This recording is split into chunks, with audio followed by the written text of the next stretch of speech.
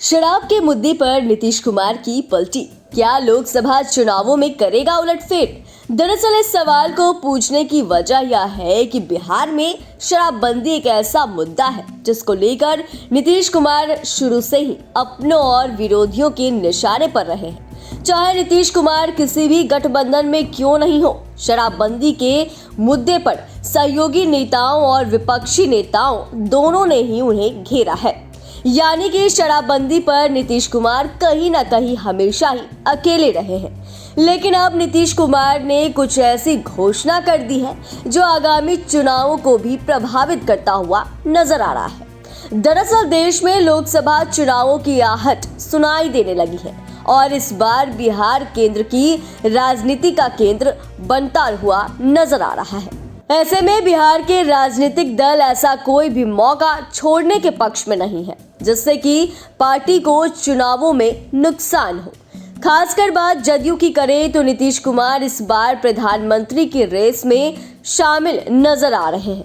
ऐसे में नीतीश कुमार के लिए बिहार में जोरदार प्रदर्शन करना जरूरी है जिससे कि उनके लिए दिल्ली के द्वार आसानी से खुल जाएं। पर बिहार में जहरीली शराब से हुई मौतों को देखकर ऐसा लग रहा था कि कहीं नीतीश कुमार का सियासी अरमान शराब में न डूब जाए। ऐसे में बिहार के मुख्यमंत्री ने शराबबंदी को खत्म करने का रिस्क नहीं लेते हुए शराब पीकर मरने वालों के परिजनों के लिए मुआवजे की घोषणा कर दी। इस कड़ी में उन्होंने जो शराब पिएगा वो मरेगा का अपना पुराना स्टैंड बदल दिया है और अब ऐलान कर दिया है कि 2016 से जिनकी मौत जहरीली शराब के पीने से हुई है उन सभी के परिजनों को सरकार 4 लाख रुपया मुआवजा देगी। यहाँ यह बताना जरूरी है कि कुछ ही समय पहले नीतीश कुमार यह कहते हुए नजर आ रहे थे कि जो पिएगा वो मरेगा। उन्होंने कहा था कि शराब पीकर मरने वालों पर कोई रहम नहीं होगा। वहीं 4 महीने पहले की बात है जब विधानसभा में जहरीली शराब से मौत पर जबरदस्त हंगामा हुआ था। स्थिति यह थी कि नीतीश कुमार सदन के अंदर तू तड़ाक पर उतर आए थे। उन्होंने कहा था कि जहरीली शराब से मौत पर मुआवजे की मांग करने वाले ही लोगों को शराब पिला रहे हैं। वहीं सिर्फ मुख्यमंत्री नीतीश कुमार ही नहीं बल्कि डिप्टी सीएम तेजस्वी यादव और सरकार के दूसरे मंत्री भी अड़े हुए थे कि शराब पीकर मरने वालों को कोई मुआवजा नहीं मिलेगा। लेकिन अब अचानक ही नीतीश कुमार ने चौंकाते हुए मुआवजे की घोषणा कर दी है। वैसे जिस मुद्दे पर नीतीश कुमार कुछ भी सुनने के लिए तैयार नहीं थे उस पर अचानक ही अपना रुख बदल लेना चुनावी एंगल से देखा जा रहा है। दरअसल जहरीली शराब से ज्यादातर दलित और पिछड़े वर्ग के लोगों की मौत हो रही है।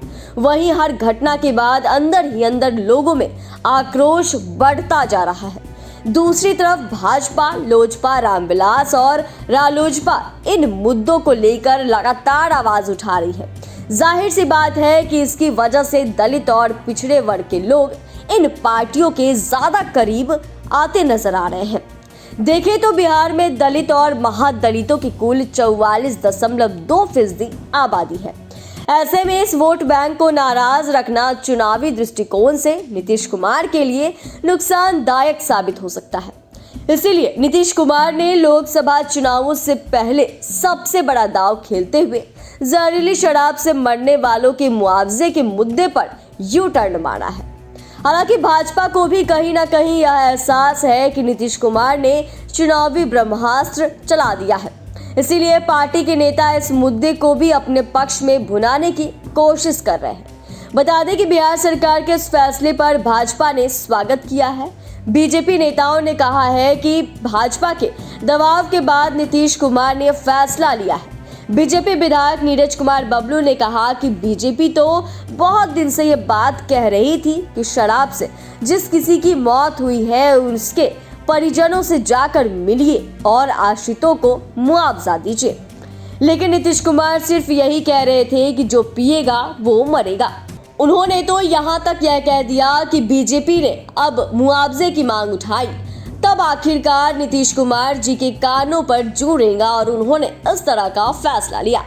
वहीं बिहार बीजेपी के प्रदेश अध्यक्ष सम्राट चौधरी ने हमला बोलते हुए कहा कि अब नीतीश कुमार कानून में भी पलटी मारने लगे हैं। उन्होंने कहा कि बीमार हो चुके नीतीश कुमार को जितनी जल्दी हो सके इस्तीफा दे देना चाहिए।